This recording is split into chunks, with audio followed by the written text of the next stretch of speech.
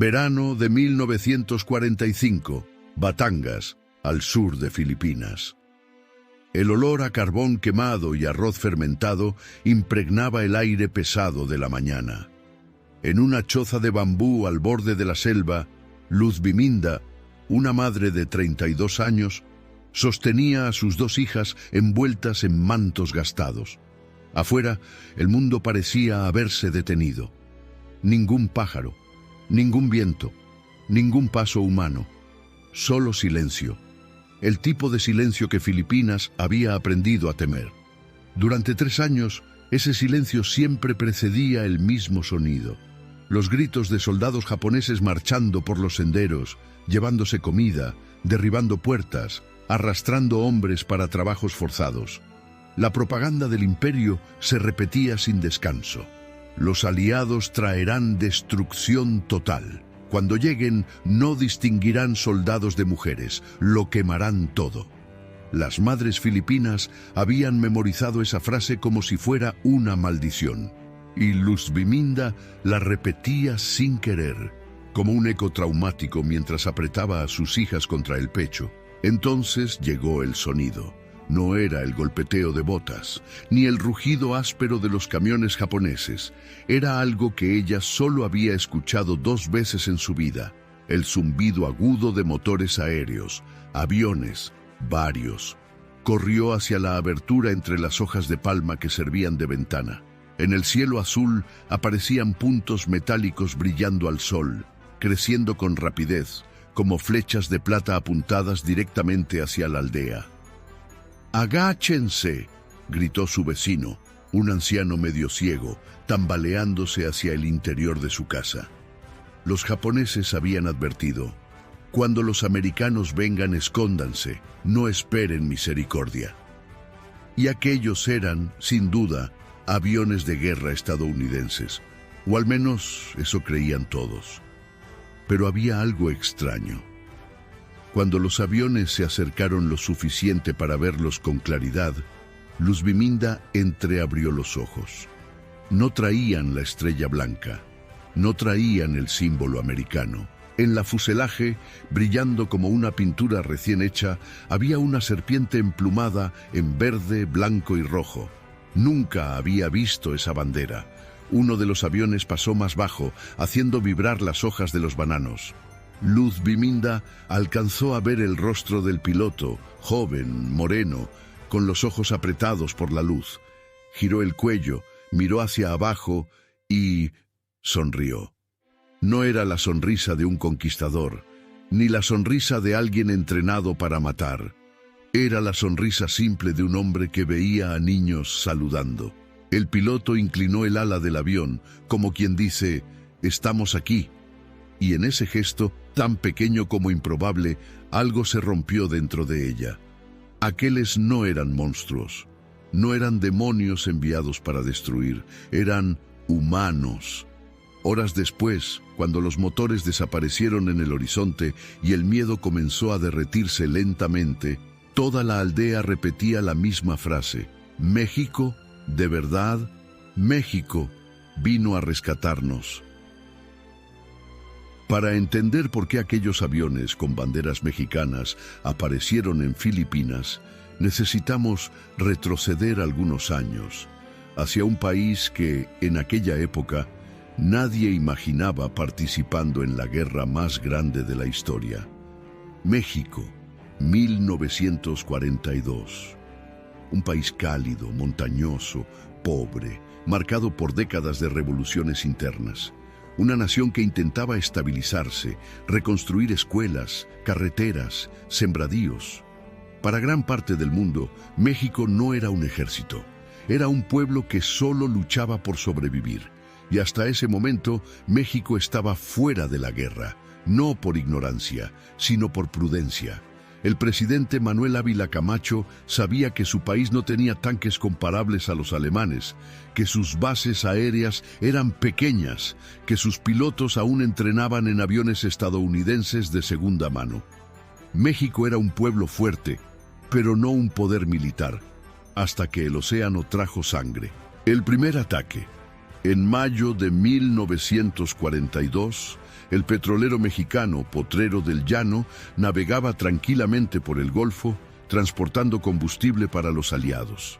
Era solo un barco más entre tantos, marcado claramente con los colores de México para evitar confusiones, pero para el submarino alemán U-564, las banderas ya no significaban nada.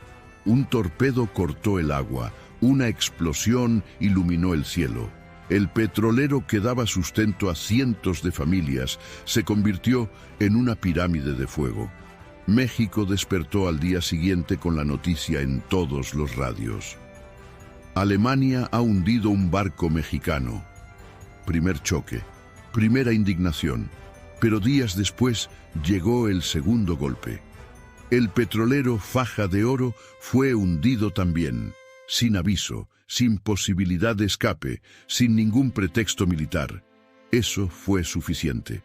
Por primera vez en su historia moderna, México levantó la voz para que el mundo la escuchara. México está en guerra. Un pueblo humilde pero orgulloso. Cuando el anuncio fue hecho en las plazas públicas, el país entero vibró. En las zonas rurales, donde muchos jamás habían visto un avión, hombres sencillos levantaron las manos y gritaron: ¡Por México! ¡Por nuestra tierra! Jóvenes con poca escolaridad se presentaron como voluntarios, y así nació algo improbable, un pequeño grupo de hombres que llevaría el nombre de México a los cielos de la guerra, un grupo que se convertiría en el Escuadrón 201. Las miradas de desdén, pero cuando llegaron a Estados Unidos para entrenar, encontraron el mismo tipo de mirada que los praciñas brasileños vieron en Italia. Desconfianza, subestimación, sonrisas burlonas, latinos volando, ojalá los motores aguanten. ¿Entenderán inglés, al menos? Mejor ponerlos en misiones fáciles. Los pilotos mexicanos escuchaban todo, pero guardaban silencio, no porque aceptaran las críticas, sino porque habían viajado demasiado lejos para demostrar lo contrario. Entrenamiento que dolía como humillación. En los hangares de Texas aprendieron a pilotar cazas modernos, los P-47 Thunderbolt, máquinas enormes, ruidosas, difíciles de controlar. Oficiales estadounidenses los observaban con pranchetas, esperando errores, esperando enviar a algunos de vuelta a casa.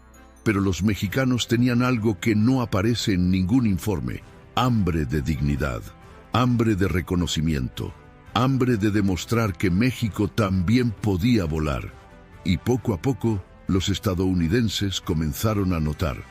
Uno de ellos, impresionado por el desempeño de los pilotos, escribió en un memorando interno: estos muchachos no vienen a aprender, vienen a pelear.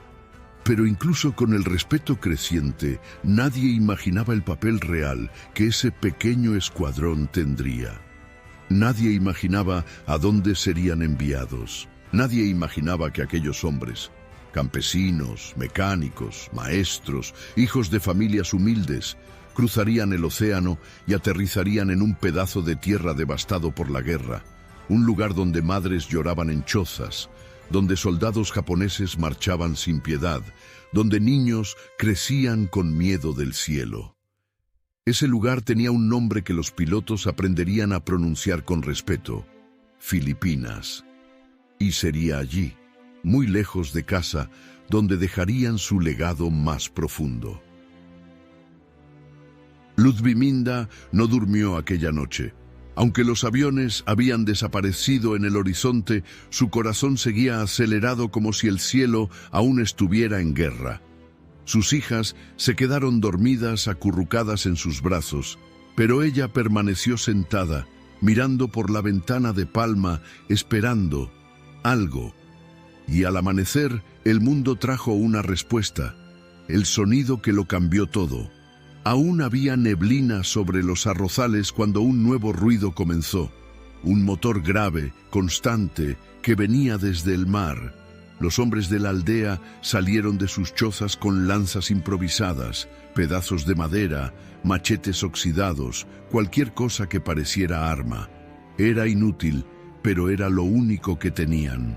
Cuando el ruido se acercó más, los niños se escondieron detrás de sus madres. Pero en lugar de soldados japoneses, lo que apareció fueron camiones militares llenos de polvo, avanzando lentamente por el camino principal. En el parabrisas, pintado en blanco, estaba un símbolo que nadie reconocía: 401 Escuadrón de Caza Táctica, México. Uno de los hombres filipinos murmuró: «¿México? ¿Por qué México vendría aquí?». Nadie tenía respuesta. Los camiones se detuvieron en la entrada de la aldea. Las compuertas traseras se abrieron, y de ellos bajaron hombres jóvenes, con uniformes cubiertos de tierra, rostros morenos quemados por el sol y un acento musical, rítmico, distinto a todo lo que Filipinas había oído. Eran los pilotos y mecánicos del Escuadrón 201. El primer contacto, el capitán mexicano, un hombre de bigote fino y mirada cansada, bajó del camión, levantó las manos lentamente en señal de paz y dijo en un inglés vacilante: «We come to help». No fue suficiente. Los civiles seguían tensos. Los japoneses habían repetido 1000 veces que los aliados serían peores que monstruos. Entonces el capitán lo intentó de nuevo, pero esta vez habló en un idioma que rozaba mejor el corazón filipino: «Venimos a ayudar». Aquella frase sencilla, dicha con esfuerzo, atravesó años de miedo como una flecha. Luz Biminda sintió que algo se rompía dentro de ella. Algo que no sabía que cargaba desde el primer ataque japonés: la creencia involuntaria de que todos los hombres armados eran monstruos. El gesto que nadie olvidó, sin esperar órdenes, uno de los pilotos, un muchacho de Puebla, delgado, con botas desgastadas y ojeras profundas, se quitó la mochila, se arrodilló y empezó a sacar paquetes de comida: arroz, enlatados, barras de chocolate estadounidenses con etiquetas que él mismo apenas podía leer. Colocó todo en el suelo con cuidado, como quien ofrece agua a un sediento. Una niña filipina de unos 5 años miró el chocolate como si fuera oro, pero no se acercó. Había aprendido a no confiar. Entonces el piloto hizo algo simple, tan humano que pareció romper los muros invisibles de la guerra. Abrió la barra de chocolate por la mitad y le entregó una parte. No era caridad, era compartir. Era decir: «Lo que tengo, tú también lo tienes». Y cuando la niña tomó el pedazo con manos temblorosas, los mexicanos sonrieron, no con la sonrisa de la victoria, sino con la sonrisa humilde de quien sabe lo que es tener hambre. El peso de la propaganda se derrumba. Una mujer anciana empezó a llorar.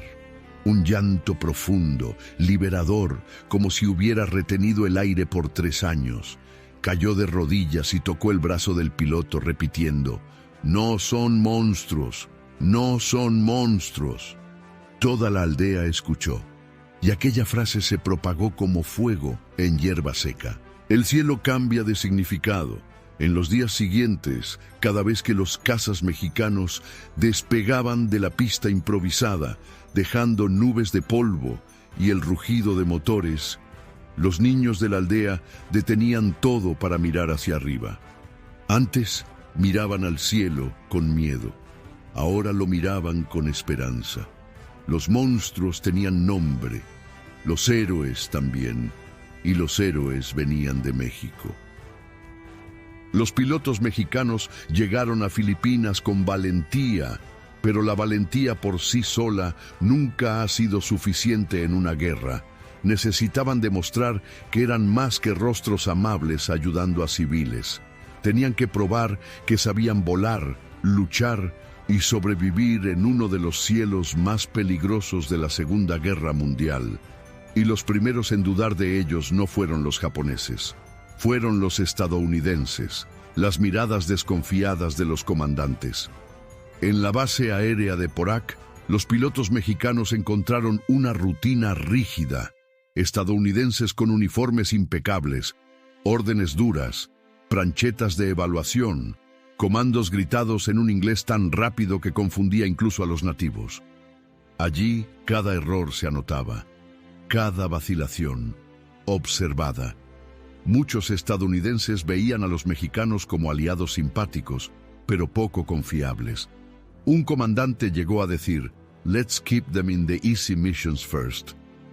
Pongámoslos primero en misiones fáciles. Pero en la Guerra del Pacífico no existían misiones fáciles. El P-47, la bestia que había que domar. A los mexicanos se les asignó pilotar el P-47 Thunderbolt, uno de los cazas más pesados jamás construidos. No era un avión para principiantes. El P-47 derribaba enemigos, pero también derribaba a pilotos inexpertos. Su motor Pratt & Whitney rugía tan fuerte que el primer despegue hacía sudar incluso a veteranos.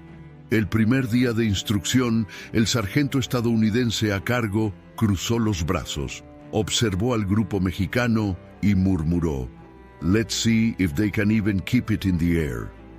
Vamos a ver si siquiera pueden mantenerlo en el aire.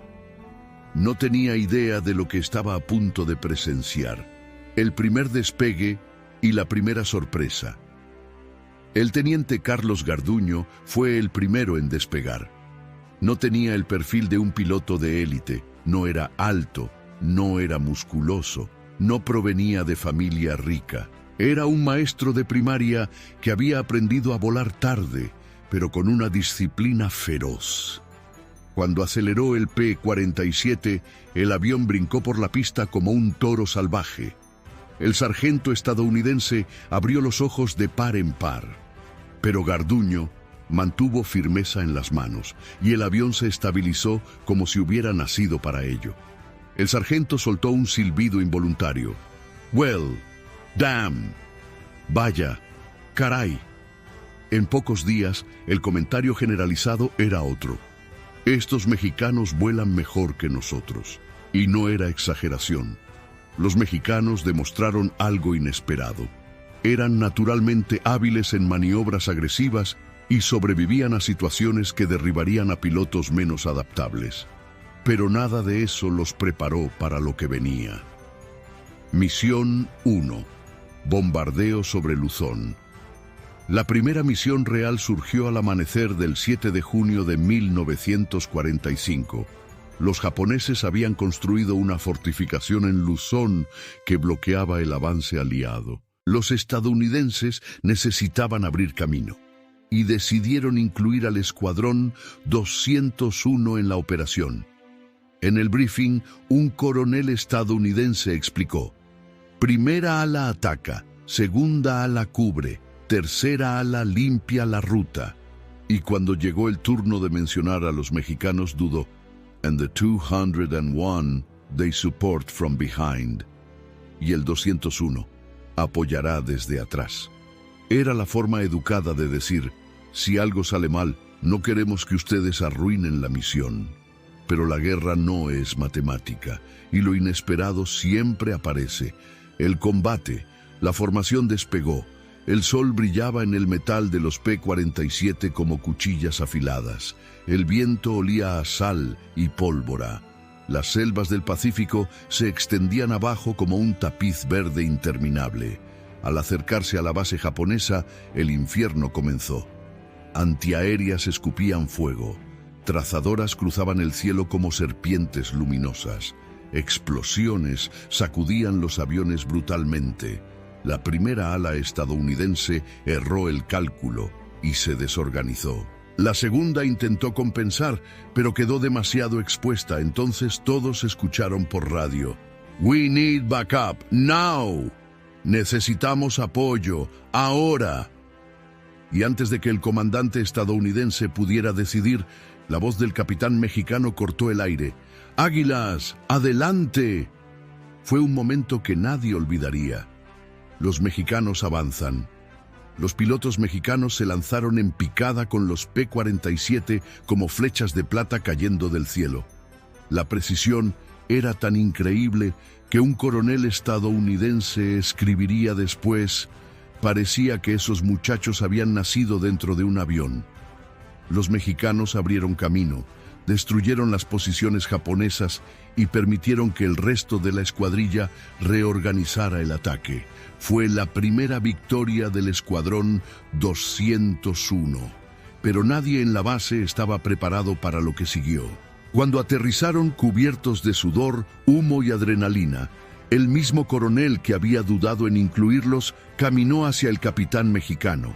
Se quitó el casco y dijo: "Sir, today you saved my men." Señor, hoy usted salvó a mis hombres.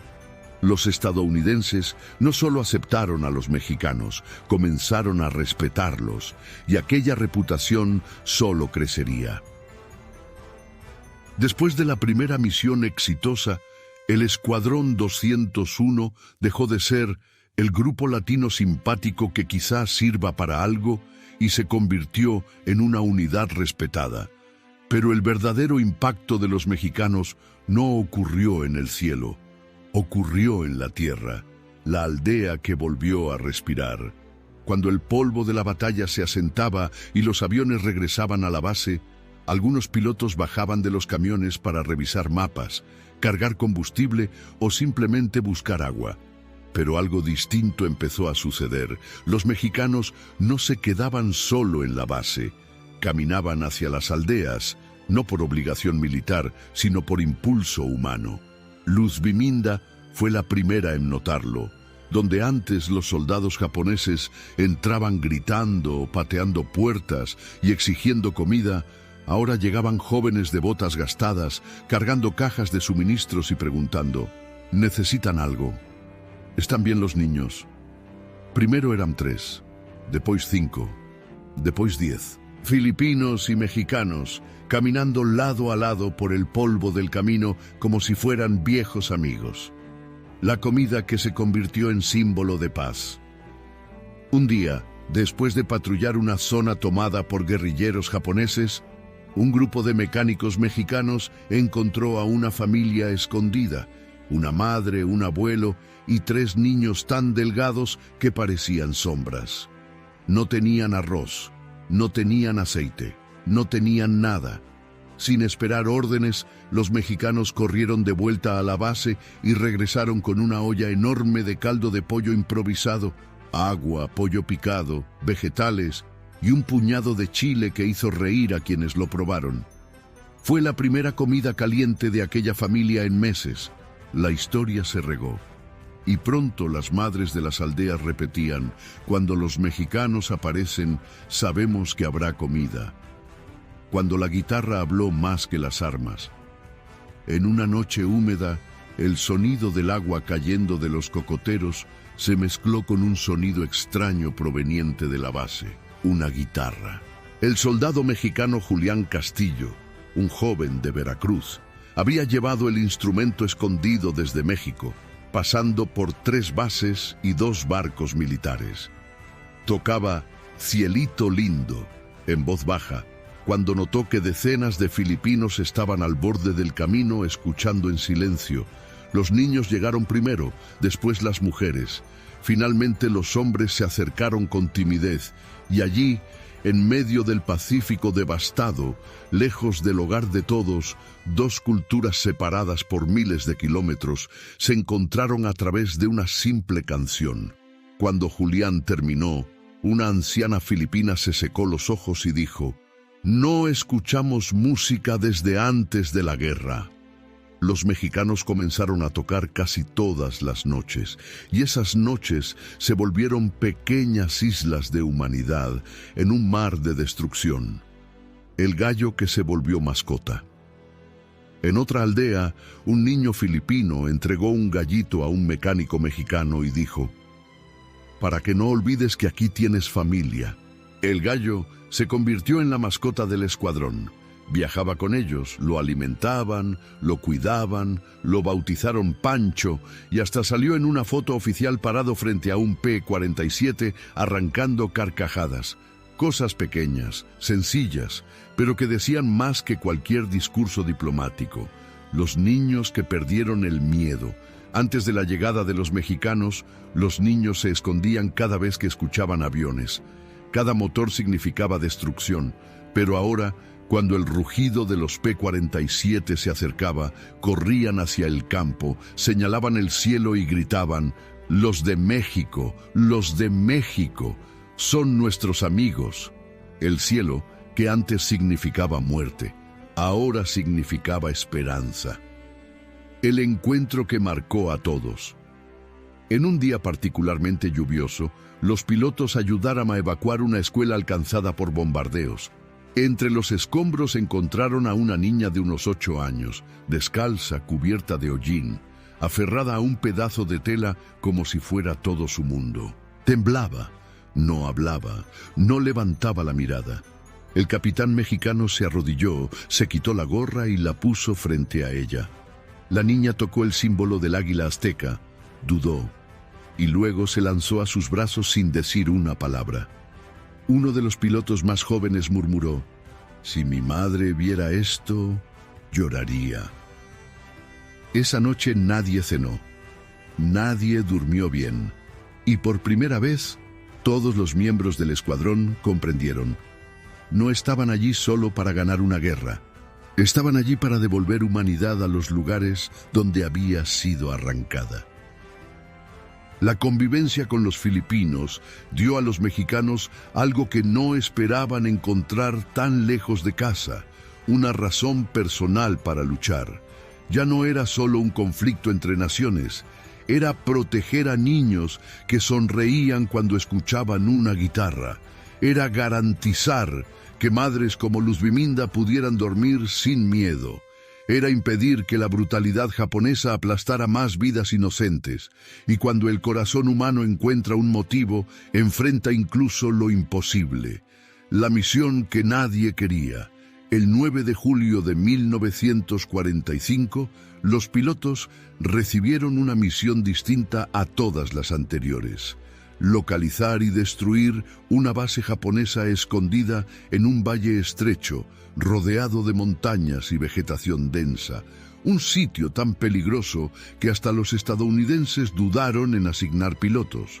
Un sargento norteamericano dijo: «That valley is a death trap».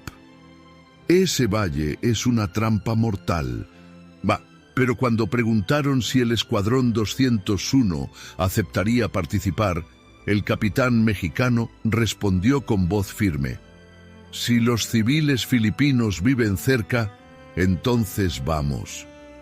Era la primera vez que los mexicanos liderarían una misión de alto riesgo, el descenso al Valle de la Muerte. Al sobrevolar el valle, los pilotos vieron el infierno convertido en estrategia.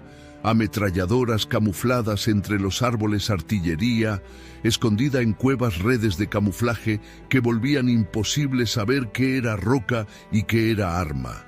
El capitán dio la orden que quedaría grabada para siempre: «¡Águilas, bajen!». Y descendieron. Los aviones cortaban el aire con tanta velocidad que sonaban como truenos. Las trazadoras pasaban tan cerca que raspaban las alas como cuchillas. Explosiones sacudían los cockpits, haciendo temblar los instrumentos. Pero nadie retrocedió.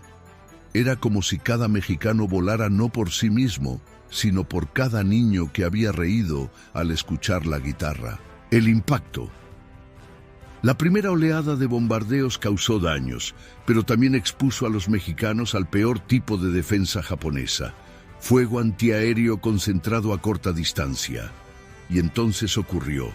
Un P-47, pilotado por José Luis Espinosa Fuentes, fue alcanzado en el ala derecha.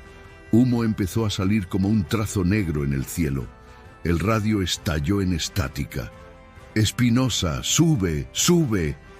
«No puedo», no responde. «Lánzate, lánzate». Pero Espinosa no se lanzó. Mientras luchaba por controlar el avión, vio algo terrible. Si se eyectaba en ese momento, el P-47 caería directo sobre una aldea filipina en la ladera del valle. Cualquier piloto se habría lanzado. Cualquier comandante lo habría perdonado. Era una situación imposible. Pero Espinosa no era un piloto cualquiera. Respiró hondo y dijo su última frase por radio: Una frase tan simple que rompió el corazón de quienes la escucharon. No caeré sobre ellos. Giró el avión, peleó contra el motor moribundo y llevó el P-47 hacia las rocas de la montaña, lejos de las casas. La explosión iluminó el valle como un amanecer de un solo segundo, y el silencio que siguió estuvo lleno de lágrimas. El luto que se convirtió en fuerza. Cuando regresaron a la base, nadie habló, nadie comió, nadie tocó la guitarra esa noche. Uno de los pilotos, con la voz quebrada, dijo: Espinosa murió como mexicano, protegiendo a gente que ni siquiera conocía. Y ese fue el día en que los filipinos empezaron a llamar al Escuadrón 201, los protectores del cielo. La respuesta de los estadounidenses. El informe oficial llegó al mando estadounidense horas después. Los oficiales se quedaron en silencio mientras leían. El general a cargo escribió: los mexicanos no solo luchan, sienten, y esa es su mayor fuerza. A la mañana siguiente, los estadounidenses hicieron algo inesperado. Izaron la bandera de México junto a la de Estados Unidos en la base aérea. No como protocolo, sino como homenaje. La despedida días después, los pilotos mexicanos se reunieron al atardecer para una ceremonia improvisada. Sin sacerdotes, sin discursos oficiales, solo hombres cansados, sosteniendo sus cascos contra el pecho. Luz Biminda y otras madres de la aldea caminaron hasta la base para llevar flores. Y cuando colocaron las primeras sobre el pequeño memorial, una de las hijas de Luz Biminda preguntó: Mamá, ¿por qué lloras por un hombre que no conociste? Luz Biminda respondió con un susurro quebrado: porque él murió para que tú vivieras. Esa frase resonaría por generaciones. Después de la muerte de Espinosa, nada volvió a ser igual. Los mexicanos comenzaron a cargar un peso nuevo. No solo derrotar al enemigo, no solo cumplir misiones, sino honrar el sacrificio de uno de los suyos y proteger al pueblo que empezaban a considerar como familia. Las flores que lo dijeron todo. La noticia del sacrificio de Espinosa corrió por las aldeas como un susurro llevado por el viento.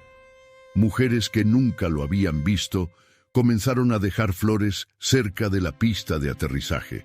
Hombres dejaban pequeñas ramas de arroz, una tradición antigua que simbolizaba respeto por los muertos.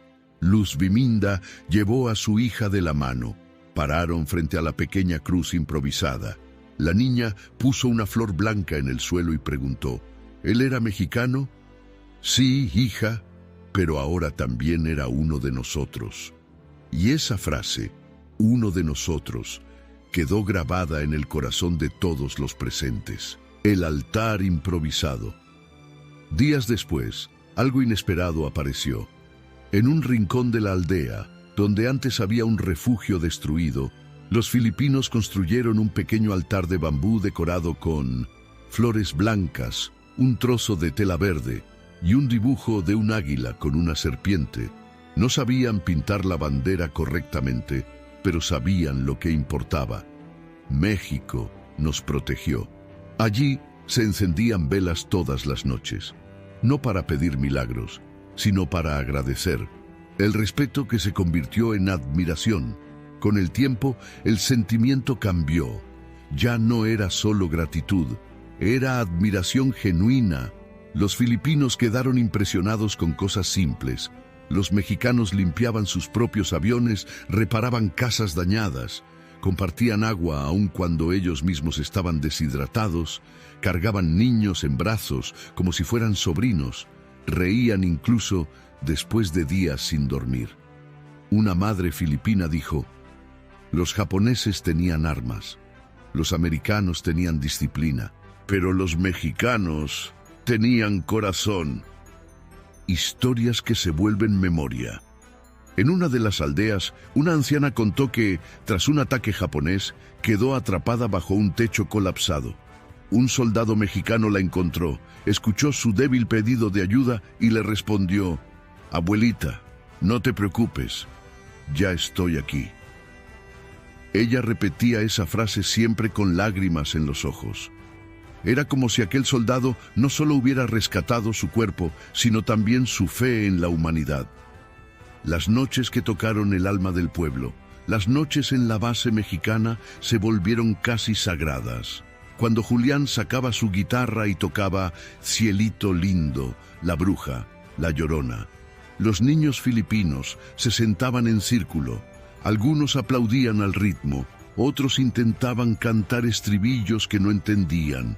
Y las madres, las madres, ellas lloraban, pero no de tristeza, sino de alivio, como si la música abriera una ventana hacia la vida antes de la guerra. Un filipino anciano comentó: los mexicanos trajeron algo que habíamos perdido, el sonido del hogar. El respeto de los estadounidenses crece.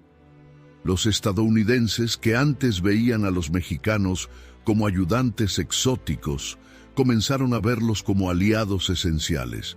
Cuando surgía una misión complicada, siempre alguien preguntaba: ¿ya avisaron al 201? Era la manera informal de reconocer: si los mexicanos van, la misión tiene más posibilidades de éxito. Y lo más importante, ellos iban no solo por órdenes, sino por aquellos que los veían como protectores del cielo. El significado del sacrificio. Con el paso de los días, una idea empezó a circular entre los filipinos. Si un mexicano murió por nosotros, entonces nosotros cuidaremos de cada mexicano vivo. Y eso lo cambió todo. Las puertas se abrían cuando los mexicanos pasaban, los niños corrían para abrazarlos, los ancianos ofrecían comida, aun teniendo casi nada, las mujeres dejaban agua en el camino para los mecánicos. Los pescadores ofrecían pescado fresco en señal de gratitud. No era protocolo, no era política, era amor. Un amor entre pueblos que, irónicamente, la guerra unió. A medida que avanzaba julio, la guerra en Filipinas entraba en su fase más brutal. Los japoneses, acorralados, se negaban a retroceder. Cada metro de jungla se disputaba con sangre. Cada cueva escondía ametralladoras, granadas, hombres dispuestos a morir sin pestañear.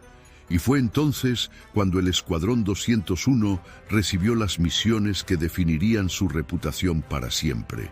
Misión Alfa Roja, el infierno en la montaña.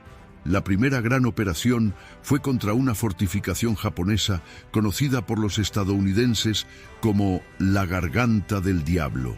Una hendidura profunda en la montaña, con antiaéreas camufladas, nidos de ametralladora y soldados escondidos como sombras.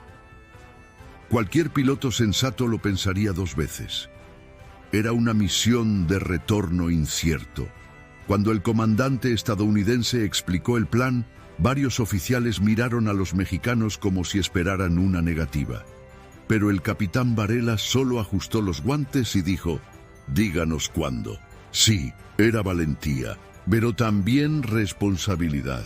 Ese valle estaba cerca de aldeas filipinas, y si los japoneses avanzaban, más inocentes morirían. El vuelo más peligroso del escuadrón. Al amanecer, 4 P-47 mexicanos ascendieron al cielo. Las nubes corrían como cortinas oscuras y el aire olía a lluvia y electricidad. Cuando se aproximaron a la Garganta del Diablo, el radio se llenó de estática, señales japonesas intentando interferir. El capitán gritó: ¡formación cerrada! En cuanto descendieron, las montañas escupieron fuego, antiaéreas, ametralladoras, cañones ligeros camuflados, trazadoras cruzando el cielo como agujas de luz. Un estadounidense que observaba desde tierra murmuró: no van a sobrevivir. Pero sobrevivieron, porque hicieron algo impensable. Bajaron aún más. Volaron tan bajo que podían ver el rostro de los japoneses disparando. La precisión era absurda. bombas lanzadas exactamente en los túneles correctos, ráfagas destruyendo posiciones ocultas. La vibración en el cockpit era tan fuerte que parecía que el P-47 iba a partirse en dos. Pero continuaron. Uno de los pilotos, con el hombro adormecido por el retroceso de la ametralladora, apretó los dientes y dijo: «Por Espinosa y por esta gente». En pocos minutos, el valle entero estaba en llamas. Cuando lo imposible ocurre, al volver a la base con el combustible en el límite, recibieron la noticia: la garganta del diablo había caído. Las tropas terrestres avanzaban y decenas de civiles filipinos habían sido salvos. Por primera vez, los mexicanos escucharon algo que raramente se dice entre soldados estadounidenses. Ese ataque fue perfecto, pero no habría descanso. Lo peor aún estaba por venir.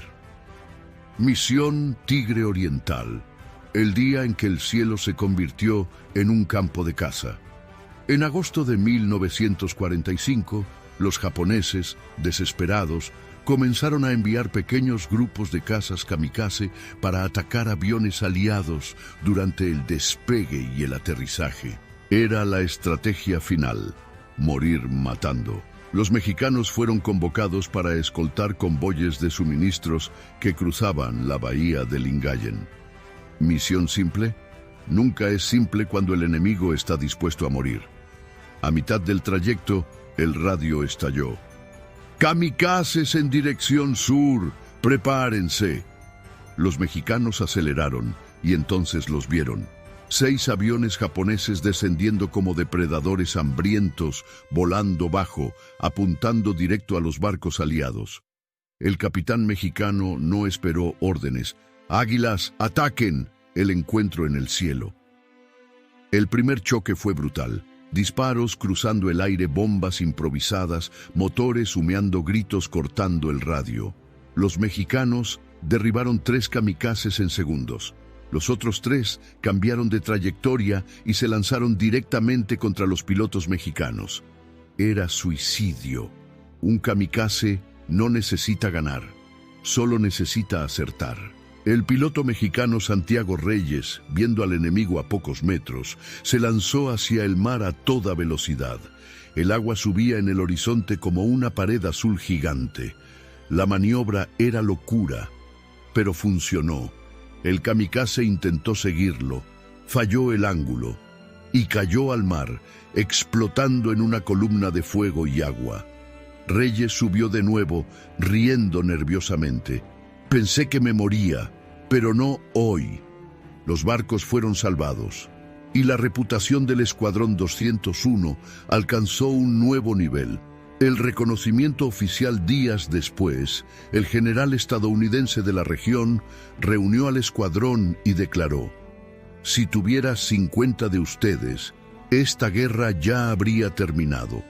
Los mexicanos guardaron silencio, no por arrogancia, sino porque finalmente comprendieron, se habían vuelto indispensables.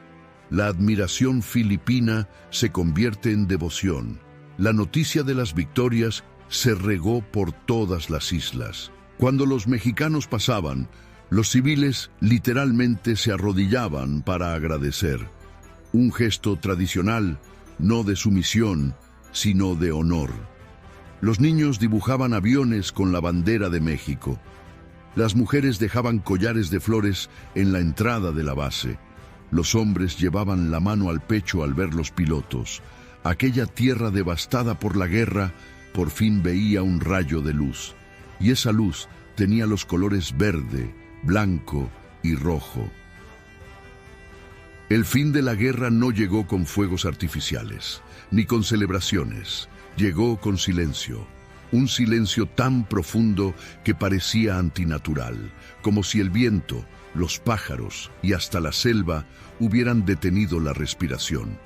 La noticia que lo cambió todo.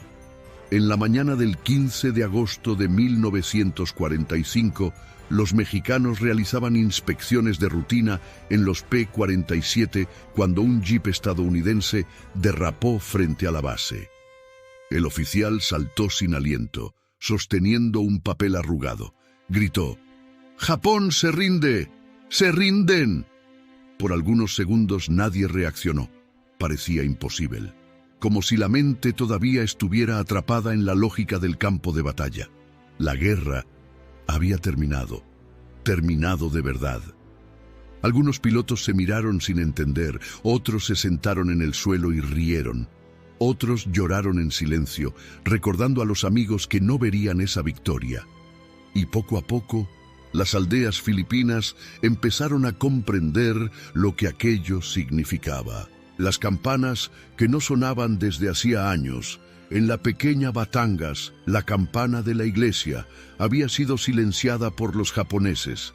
Estaba prohibido tocarla, pero cuando la noticia se espalló, un niño de 12 años subió corriendo a la torre y con todas sus fuerzas tiró de la cuerda. La campana sonó como un trueno, un sonido áspero, oxidado, pero vivo. Las mujeres salieron de las chozas, los hombres soltaron herramientas, los niños comenzaron a gritar: ¡La guerra terminó!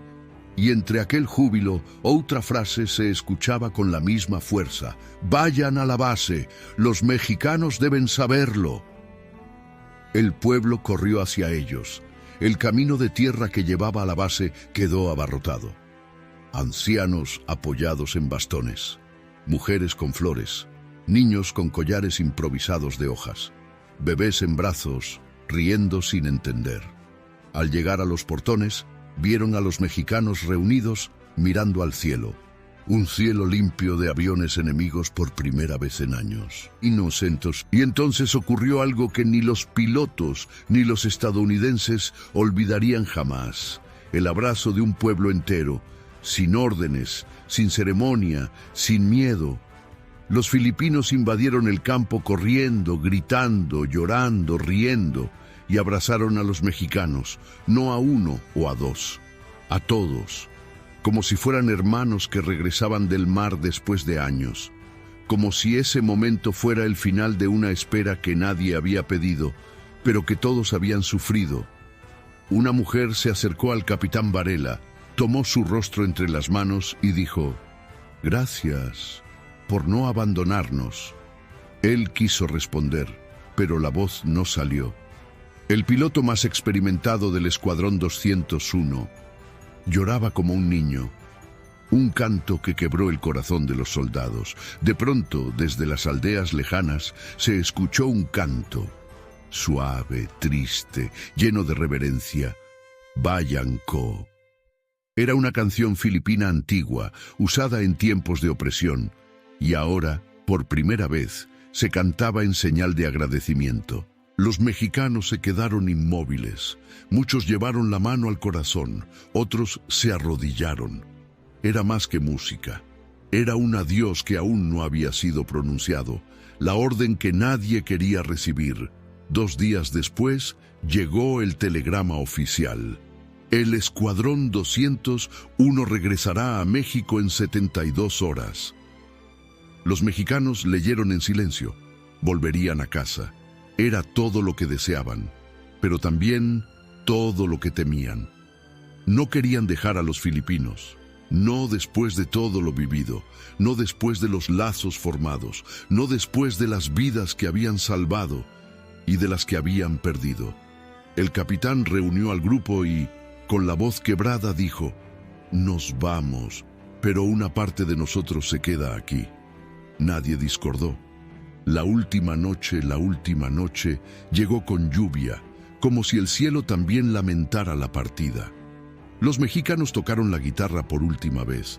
Los niños se acercaron despacio, sentándose alrededor. Las madres llevaron comida, aunque tuvieran poco para ofrecer. Un pescador colocó sus manos ásperas sobre los hombros de un piloto y dijo: «Lo que hicieron por nosotros, nunca lo olvidaremos». Y en ese instante, todos comprendieron: la guerra había terminado. Pero la historia apenas comenzaba. El amanecer del día de la partida llegó como un intruso. Traía demasiada luz para ojos que aún estaban llenos de lágrimas de la noche anterior. Los mexicanos acomodaban su equipo. Doblaban uniformes, ajustaban tornillos en los P-47 por última vez. Era rutina militar, pero esa mañana cada gesto parecía un ritual de despedida. El camino lleno de gente. Cuando los pilotos comenzaron a caminar hacia la pista, escucharon un murmullo detrás de ellos. Pasos, muchos pasos. Al voltear, vieron una escena que jamás olvidarían. Cientos de filipinos caminando detrás de ellos. Algunos llevaban flores, otros pancartas improvisadas que decían «Gracias, México». Otros simplemente caminaban en silencio, con la cabeza baja, como si acompañaran un cortejo. Luzviminda sostenía las manos de sus dos hijas. El anciano del machete se apoyaba en un bastón. Los niños corrían para tocar las botas de los pilotos, como si tocarlas garantizara que volverían algún día. Era un tipo de despedida reservada a héroes, pero los mexicanos no se sentían héroes, se sentían parte de aquella tierra. Los aviones alineados, el adiós inevitable. Los P-47 estaban alineados en la pista, brillando bajo el sol tropical. Los mecánicos los habían dejado impecables, como quien viste a un amigo para el funeral de otro. El comandante estadounidense se acercó al capitán mexicano, extendió la mano y dijo, «You did more than your duty. You restored hope». El capitán solo asintió. Las palabras ya no alcanzaban lo que sentía. El momento más doloroso, cuando los pilotos subieron a las alas, listos para entrar en las cabinas, escucharon un coro detrás de ellos, al principio suave, luego creciente, luego ensordecedor, el pueblo filipino cantando Bayancó una vez más. Era un lamento, un agradecimiento, una oración. Las mujeres lloraban abiertamente, los hombres apretaban los labios para no sollozar. Los niños levantaban las manos al cielo como si pudieran detener los aviones. El capitán Varela no pudo contenerse. Se quitó el casco, lo colocó sobre el pecho y se inclinó profundamente. Y ese gesto rompió cualquier resistencia emocional que quedaba en las aldeas. El silencio antes de los motores. Por unos segundos no hubo sonido alguno, solo respiraciones pesadas, lágrimas cayendo sobre el polvo, un silencio que decía todo lo que las palabras no podían. Entonces, uno por uno, los motores de los P-47 rugieron. Los niños se taparon los oídos, las madres apretaron a sus hijos, los hombres se descubrieron la cabeza. Era el sonido del adiós, el despegue. Los mexicanos aceleraron. El polvo se levantó como una tormenta, y cuando los aviones dejaron el suelo, el pueblo entero levantó los brazos como si pudiera sostenerlos en el aire. Y entonces, algo maravilloso ocurrió.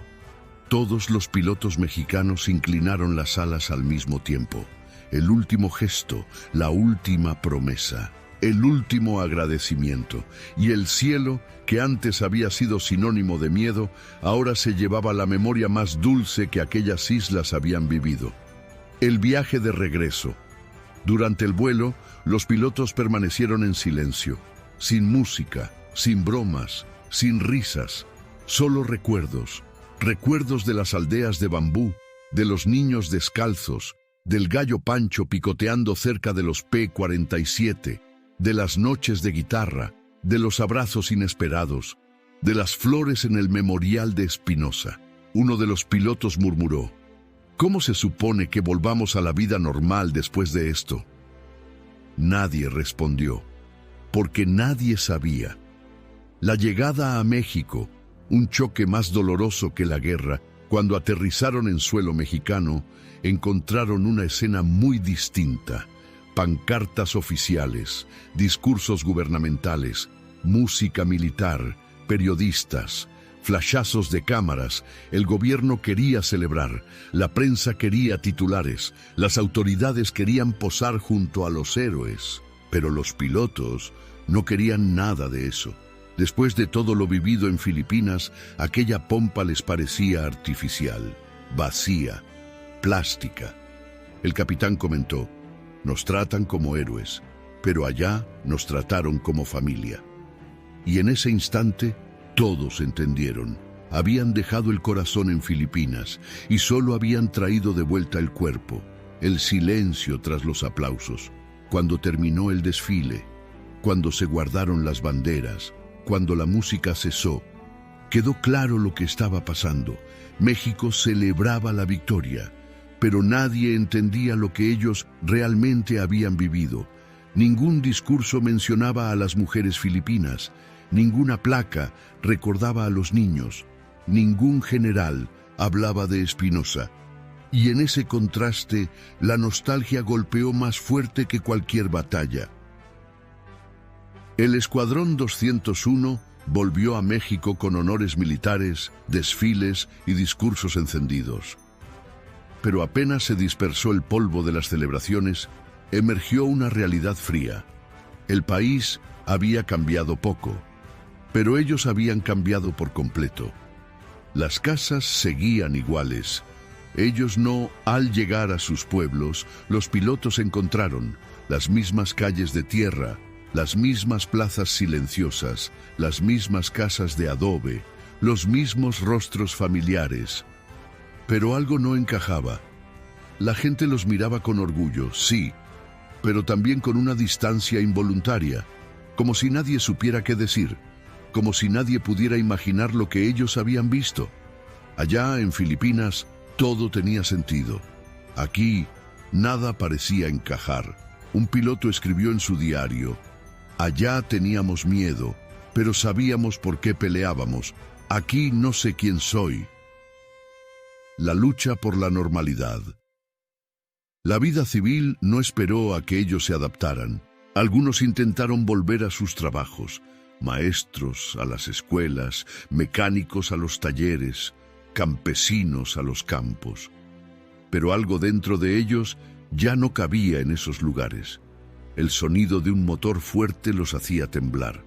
Un crujido de madera los despertaba en alarma, y muchos se levantaban en la madrugada con un pensamiento difícil de explicar.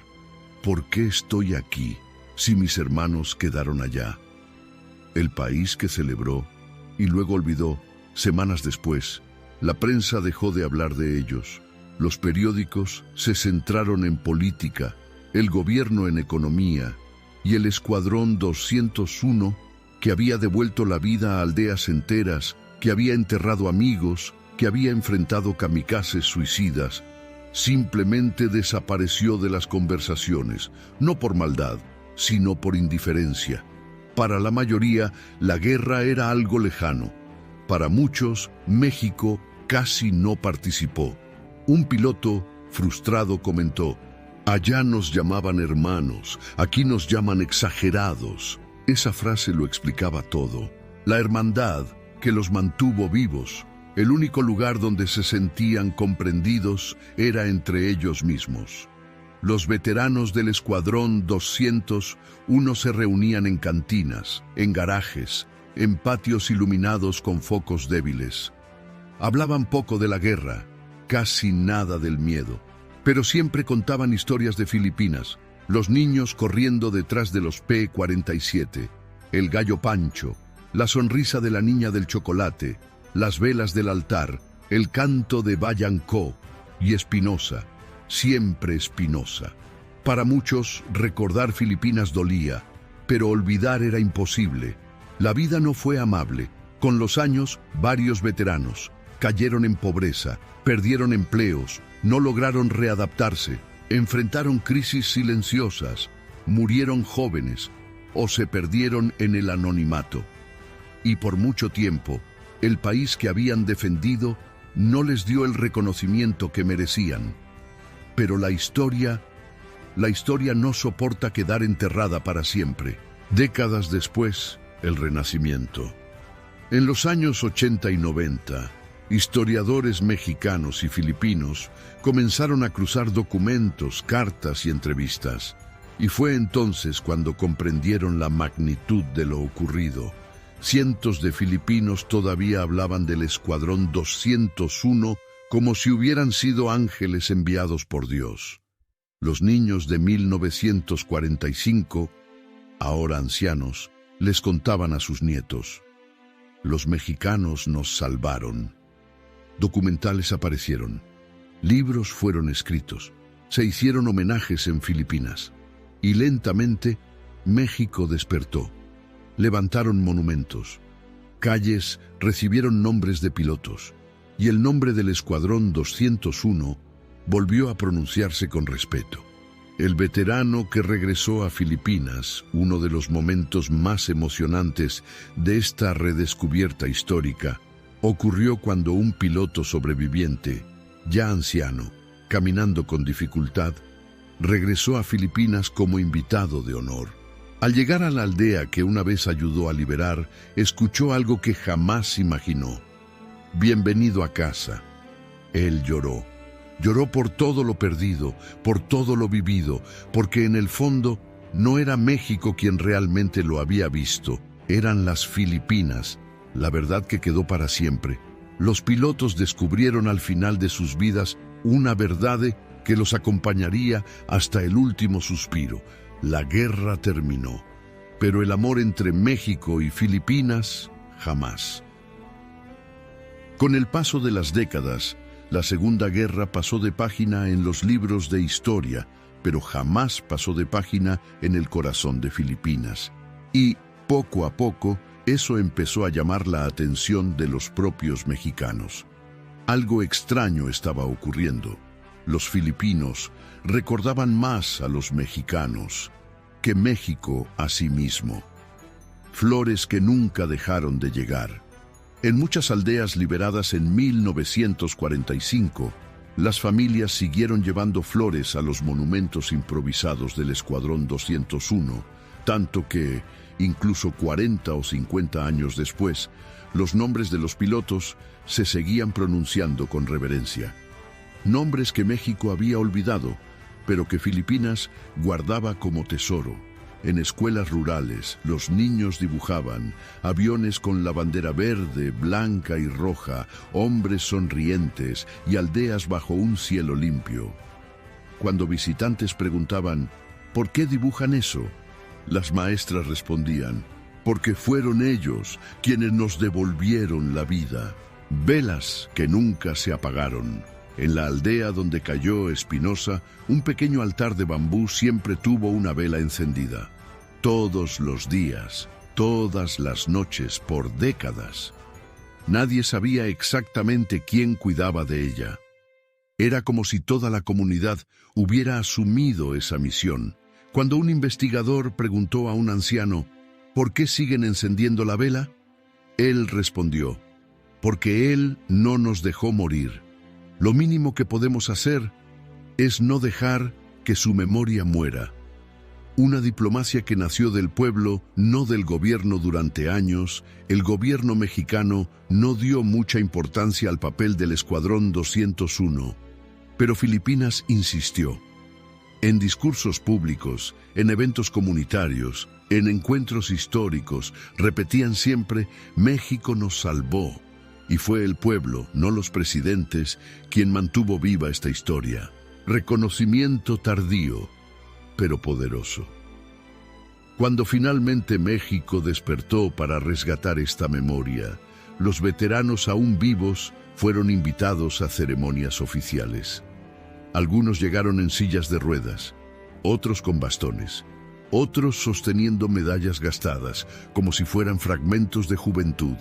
Cuando el ministro mexicano terminó su discurso, todo el público se puso de pie y aplaudió por minutos. Pero el momento más marcante no vino de las autoridades, vino de un veterano frágil, de voz casi apagada. Lo invitaron a hablar. La multitud quedó en silencio. Él respiró hondo y dijo, no peleamos por gloria, peleamos por ellos, por los niños, por las madres, por la gente. Y lágrimas comenzaron a correr por muchos rostros. Una lección para el mundo. La historia del Escuadrón 200. Uno comenzó a contarse en universidades, en libros, en documentales y en encuentros internacionales como un ejemplo raro en la guerra. La valentía que nace no del odio, sino de la compasión. Los historiadores empezaron a decir, en el Pacífico, los mexicanos no solo lucharon, enseñaron humanidad. Esa frase se volvió un símbolo, porque ellos no eran el ejército más grande, ni el mejor equipado, ni el más famoso, pero eran los más humanos. El regreso final. Algunos veteranos ya ancianos decidieron regresar a Filipinas una última vez, y al pisar las aldeas donde habían luchado, fueron recibidos no como visitantes, sino como hijos que volvían a casa. Una anciana filipina casi de 90 años caminó hacia un piloto que apenas podía mantenerse en pie, tomó sus manos temblorosas y le dijo: «Mi hijo, tardaste en volver». El piloto lloró, ella también, y allí, en ese abrazo, dos naciones enteras se reencontraron. La verdad que la historia finalmente entendió: el Escuadrón 201 no cambió el rumbo de la Segunda Guerra solo. No destruyó ejércitos gigantescos. No conquistó territorios inmensos. Pero cambió algo mucho mayor: la vida de miles de personas y el corazón de dos naciones. Y eso, al final de todo, es la victoria más profunda que la guerra ha permitido. La Segunda Guerra terminó hace mucho tiempo. Los aviones cayeron del cielo, las armas se oxidaron, los soldados envejecieron. Pero algunas historias no pertenecen solo al pasado. Permanecen vivas porque cargan algo que ninguna bomba puede destruir: la verdad sobre el corazón humano. La mentira que el miedo construye. Cuando los japoneses dominaron Filipinas, difundieron la misma propaganda que los fascistas sembraron en Italia. Los aliados son monstruos. Vienen a destruir, a robar, a violar. El miedo funciona así. Crea sombras donde no las hay, demonios donde solo hay hombres y monstruos donde existen soldados asustados tratando de sobrevivir. Por años, los filipinos aprendieron a temer cualquier bandera que no fuera japonesa, hasta que el cielo trajo algo completamente distinto. El día en que el cielo se abrió, los pilotos mexicanos no llegaron con arrogancia, no llegaron imponiendo poder, no llegaron como conquistadores, llegaron como hijos de otra tierra, cargando en las manos lo más valioso que podían ofrecer: comida compartida en tiempos de escasez, música compartida en tiempos de silencio, amistad compartida en tiempos de terror y sacrificio compartido en tiempos de muerte. Esos hombres, que la propaganda describía como amenazas, demostraron lo contrario con acciones tan simples que desarmaron hasta el corazón más desconfiado. Un pedazo de chocolate, un saludo tímido, una guitarra por la noche, una mano extendida y, sobre todo, el sacrificio de un piloto que eligió morir para que un pueblo viviera. La verdad que nadie puede negar: los filipinos esperaban monstruos, esperaban brutalidad, esperaban lo peor. Pero cuando miraron a los ojos de esos jóvenes mexicanos, cansados, sudados, morenos, humildes, vieron algo totalmente inesperado. Vieron humanidad, vieron valentía, vieron decencia, vieron salvación, vieron hombres que no tenían obligación alguna de arriesgar la vida, pero que lo hicieron de todas maneras. El milagro no fue militar, fue humano. Los libros dirán que el Escuadrón 201 luchó en misiones decisivas. Los periódicos dirán que ayudó a liberar regiones enteras. Las medallas dirán que cumplieron operaciones peligrosas. Pero las madres filipinas dirán algo mucho más profundo: ellos nos devolvieron la vida. Porque al final, eso es lo que importa. La historia no vive en fechas, ni en generales, ni en números. La historia vive en personas, en la niña que probó chocolate por primera vez, en la anciana que escuchó: «Abuelita, ya estoy aquí», en el pescador que ofreció su último pez, en la aldea que cantó Bayancó para despedir al escuadrón, en los pilotos que lloraron al dejar la tierra que aprendieron a amar, y en el veterano que, décadas después, escuchó: «Bienvenido a casa». El eco de esta historia continúa cuando el pueblo filipino abrazó a los pilotos mexicanos.